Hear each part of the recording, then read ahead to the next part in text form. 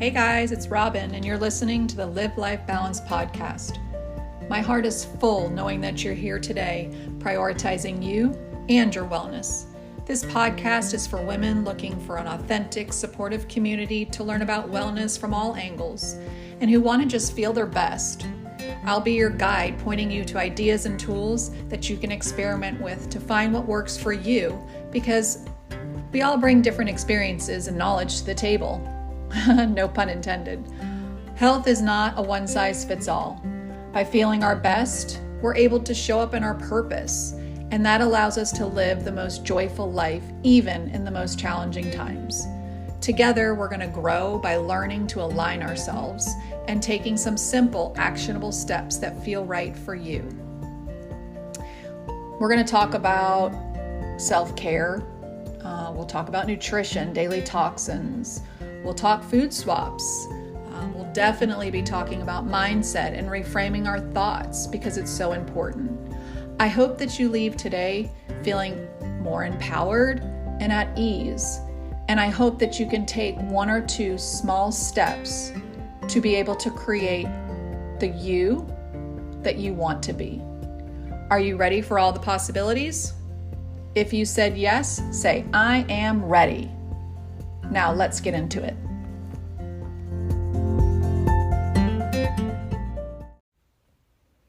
Hi, welcome back to Live Life Balance. Thanks so much for joining us today. I thought today I wanted to take a little bit of time to talk about our immune system and what we can do from a holistic perspective to keep our immune system intact and, fighting and doing what it needs to be doing to keep us healthy and well.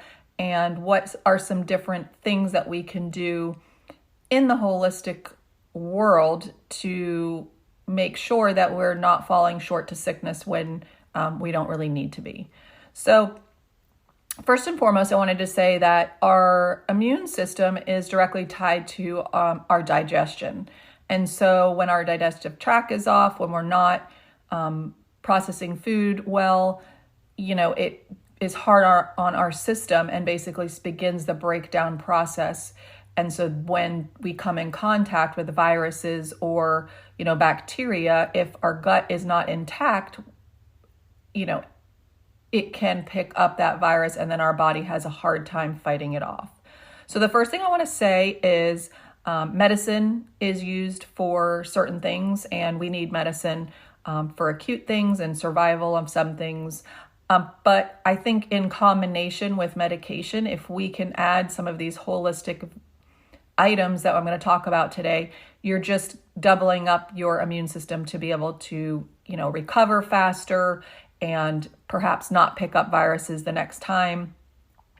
Some of the diseases and syndromes that we have, which, for example, diabetes is one I'm thinking of off the top of my head, they can be caused by a virus. So if we want to get to the root cause of something when we're trying to correct a diagnosis of some sort, we really need to be looking at the possibilities of where is the root cause of the diabetes stemming from, or where is the root cause of the candida stemming from. And so sometimes, yes, it is combinations of things, but sometimes just having a low-lying viral infection in our bodies really makes it hard for us to keep a virus that we may have in our body dormant. And so, for example, if you've ever had mono, when you have mono, it basically lowers your immune system. It's a virus that's in your body, but it never truly goes away. It is either dormant or it's active. And so you kind of run your whole entire life trying to keep it in the dormant mode. But things like travel, poor diet, stress, digestive issues, all of those things can kind of rock your world, and it can resurface the viral load to come back out. And that happened to me a couple of years ago. I was under a great deal of stress, and I did have mono when I was little, and now as an adult, it's called Epstein-Barr virus, and it was reactivated by an immense amount of stress that I was under, and it made me really have one of those moments where I thought, I really need to be taking care of myself and keeping my stress levels down in order to put that virus back dormant. And so with a lot of work and hopping around and figuring things out on my own, finally getting to one last piece of the puzzle, I was able to kind of quiet it back down. And so I'm feeling much better. I'm not tired. I don't have different symptoms that I was having. So that was pretty cool. All right. So there's about 8 things that I'm going to talk to you about. And first and foremost, I'm always going to talk about sleep. I think that sleep, when we have the correct amount of sleep and deep sleep and proper sleeping conditions, we are able to increase our immune function. And it also helps us to support like our detox pathways. So I think that's important. Well, you guys hear me always talking about sleep, but I think for that reason alone, making sure that you have a good sleep routine is the first thing that I would like to talk about. When you do not have a good sleep pattern in place, you weaken your immune system, and therefore you can pick up different viruses and bacteria and have a harder time fighting it off. And it also takes you longer to recover.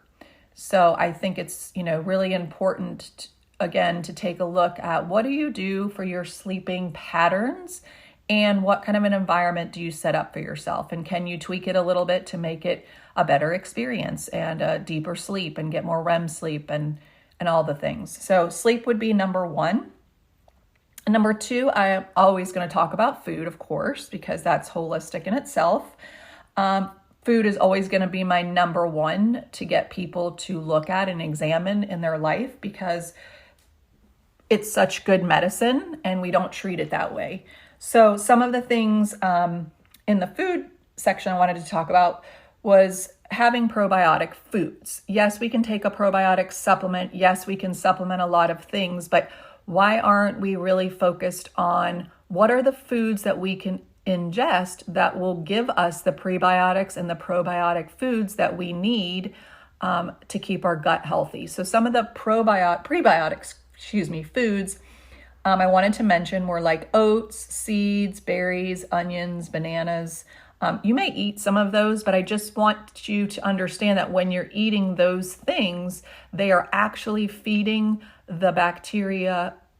It's like food for the good bacteria in your gut. And so, again, when you're consciously making an effort to add in foods that are good for you, being mindful of what you're putting in your body and why really does make a difference. So thinking to yourself, this banana is going to feed the good bacteria in my gut. So some of the probiotic foods that I would like to talk about are sauerkraut, kimchi, apple cider vinegar, natto, which is a Japanese plant.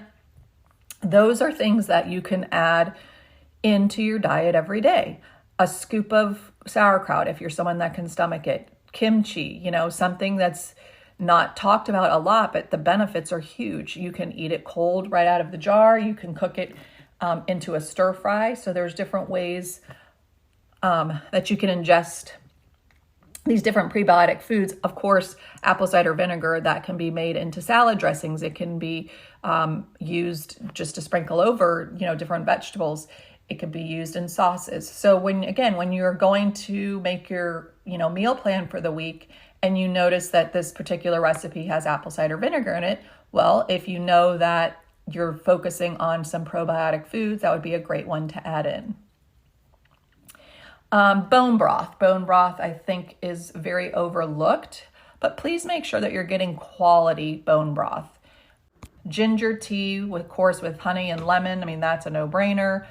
I know you always hear me talking about lemon water in the morning. Well, make a ginger tea if that tastes, a little better to you, so you have a variety. Add a little bit of honey, making sure your honey is raw, has a lot of good benefits. Garlic, onion, ginger, turmeric, those are all really good things to add into your daily intake of food. Of course, always having a variety of healthy vegetables within each meal. And I think something, again, that we forget about is seasonal vegetables. So there are different seasons for different vegetables, and it's fun to look at whatever season that we're in, which right now we're in summer. And so looking for some of those summer vegetables and what can you do with those summer vegetables, and then when you go into fall, kind of see what's the trend. Where do the vegetables then go? Obviously they go to warmer and hardier because we're going into fall and winter, but during the summer they're usually lighter, and zucchini is one that keeps coming to mind, but there's a bunch of them. So I would suggest looking up seasonal vegetables for the summer and see what you like or that you want to experiment with and have fun. The next thing I want to talk about, of course, is reducing sugar and processed foods, and this is going to boost your immune system immensely. Okay, so now we've talked about sleep, we've talked about food. Vitamins C and D are two that I think are worth mentioning. C is an immunity booster. It is antiviral. It helps to force your viral loads to go dormant. It is water soluble, so you cannot take too much of vitamin C.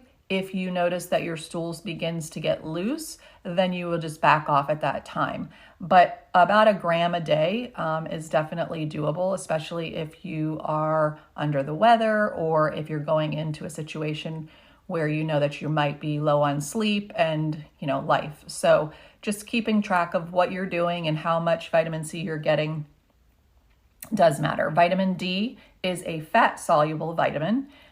It should be taken with K2 for better absorption. And vitamin D is needed for your body to produce cholesterol production. It's good for your immune system and keeping your immune system in check. Make sure that you get your levels checked a couple of times a year, because vitamin D is one, depending on where you live, how much sun exposure, how much vegetables you eat daily, all of that matters. And the intake, knowing your level is really important, because lots of us have low levels and don't even know it. So, and it's a very easy check on it. It's a simple blood test. So when you get your physicals and things like that, get them checked and just make sure they're in the right levels. Okay, so the next thing I want to talk about is oregano oil. So there's oregano, which is the spice, and then there's oregano oil, which comes from the spice. It's just more concentrated. So the properties of oregano oil, they're antiviral, they're antimicrobial. They do supply vitamins and minerals that are essential for our body. One I'm thinking off the top of my head is magnesium. Oregano oil can be used to treat candida, a cold, parasites, viruses, even Lyme disease. It's good topically for acne, fungal infections. Just remember, if you're using it topically, that it should be diluted with a carrier oil, because it is very concentrated. Just a personal note, I use it on, sometimes I get these little bumps on my eyelids for some reason, and they're benign and they're not, they say they don't need to be taken off. And so I've been doing a mixture of tea tree oil and oregano oil in a carrier oil, and I've been putting it on, and they're slowly disappearing. So whatever they are, hopefully they'll be gone soon. All right, so sleep, food, vitamins C and D, oregano oil.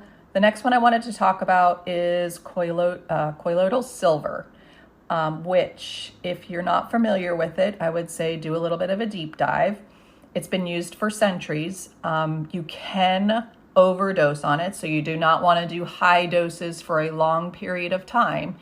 If you are on other medications, please check with your doctor, of course, because you don't want to take silver close to any medications, because it can dilute the function of the medication a little bit. So just make sure that you do a little research before just, taking it. But it is antiviral, antimicrobial, antifungal. It's good for the flu, for sinus infections, for rashes. I've used it in water. I just dilute it. I give it to my kids if we're not feeling great. I've put it in our ears. I've put it on wounds. So it's really got so many good properties. But again, just always, be safe. The two brands that I really like, one is Design for Health, which is the brand, and it's silver silin, so kind of like penicillin, but it's called silver silin. And then Sauvignon Silver, I think it's called. I'll link it in the show notes below so that you guys have some of these different things that I'm talking about. If there is a brand that I prefer, I'll drop it in the show notes so that you guys can click and, have a few options at least. Okay, so after Colloidal Silver, MCT oil is one that I'm also a proponent of. It is beneficial for digestion. It helps you to increase good fats. It is antiviral, antiparasitic, anti-yeast. And the reason that it is all of those things is because it comes from something called lauric acid. MCT oil can be added to your smoothie. It can be added to a salad dressing. It can be added to just, on top of vegetables or a salad if you don't like salad dressing. In the powder form, you can add it to hot, cold beverages of your choice, whether if you're making a smoothie or a matcha tea or a hot, tea or something like that, you can blend it in. It is good because since it is antiviral and antiparasitic, if you have parasites that you are killing, the MCT oil basically helps to detox that out of your system. So when my daughter had candida years ago, her prescribed cocktail was grapefruit seed extract. So she did a couple of drops of the grapefruit extract seed oil in water, and then she mixed that with the MCT oil, which then helped to flush out the yeast or the candida that was being killed. And finally, the last thing that I always love is coconut oil. It cannot be used enough. It kills germs. It's an antiviral, antimicrobial. You can use it in cooking. You can do oil pulling, which we've talked about in another episode. You can add it into foods. They're great for making fat bombs, which I'll drop a recipe below, where you just mix chocolate, peanut butter, and coconut oil, and the coconut oil acts as the hardener. But it's really, really good. So you can do anywhere from a teaspoon to a tablespoon every day. You can, again, mix it in your coffee. You can mix it in your tea. You can just straight up eat it. Put it, obviously, in your foods. But what it does do is it disrupts the biofilm bacteria in your gut. So that way it's able to kill the germs if you do have bacteria, an overgrowth of some type of bacteria in your intestines. So again, these are just a few different ideas. Use one of them, use them all, try them out, see which one works better. But just to kind of recap, our immune system and our digestion are definitely connected. Having a good, hearty immune system allows us to keep our viruses that we may have within our body dormant, which is what we want. If you do get a flare-up, some of the things, you can do is really hone in on, 8 things that I talked about. But what if you did some of these things regularly? It would be a good experiment to see how less often you get sick if you're someone who gets sick a lot, or even if you get sick only like 2 or 3 times a year. Maybe this year you won't have those sicknesses pop up. It's always interesting to me to find out when people get sick, if they're chronically sick a few times a year. And usually it's when around holidays, when they've upped their processed, intake of foods and sugars, or they're getting less sleep, whatever, runs around that time for them. So it's always interesting to kind of investigate and see if you are someone getting sick a couple of times a year, is there a pattern? Always looking for patterns, because I think that's how we disrupt patterns, is when we learn where they are and what they are, and then how to do differently. So, all right, to recap, to keep your immune system in check, getting proper sleep, obviously having, whole foods in our diet and dropping some of the processed and reducing our sugar intake. That doesn't mean that we have to be perfect. It doesn't mean that we can never have a treat again. It just means, where can you cut out some of those things? If you do it at home, that's great. That's a good jumping off point. Start at home by tweaking things and then not worrying so much when you go out. And eventually, it's a slow progression, but you will just start to find things out that really are beneficial to you, just like if you were eating at home. Vitamins C and D oregano oil, which is different from oregano, colloidal silver, MCT oil, and coconut oil. And what's in the coconut oil that I'm speaking of is the monolaurin. That is what kills the germs, and that's the antiviral and antimicrobial properties within coconut oil. So remember, cooking with coconut oil, oil pulling, getting all those germs out of our mouths, making sure not to swallow coconut oil if you're doing the pulling, and making sure that you spit it into the trash can, not down the pipes, because they do, coconut oil rehardens. And then of course adding it to your foods. Well, I hope that you guys have learned something today that you could take away and experiment with, and see how you can improve your immune system as we kind of finish out 2023 strong. If you guys have any questions, if you'd like to leave a comment, I would appreciate it. If you guys think that somebody would be interested in this episode, please forward it on to them. You can also take this episode and post it to your Instagram or to your Facebook page, and just let people know what I'm doing. The greatest compliment is you guys recommending my podcast to other people. My mission is to spread a ripple effect as far and as wide as we can, to educate people on little tiny things that we can do every day to help our immune system become even stronger. Have a great rest of your day, and we'll talk to you guys soon. Bye.